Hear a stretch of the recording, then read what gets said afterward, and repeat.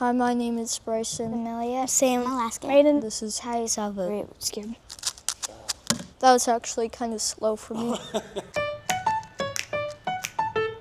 When I'm trying to solve a Rubik's Cube, you look for the white cross. I'm trying to make a white cross. So the white cross is where you get all the white edges and have the edges match up with the center colors. And then once the cross is done, I'm trying to get all these corners.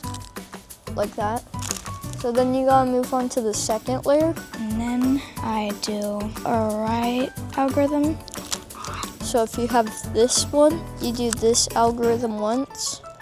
It takes patience and time to do it. I just like learning. You do F, U, R, U prime, R prime, F prime. Do you think you're getting close to learning how to finish one?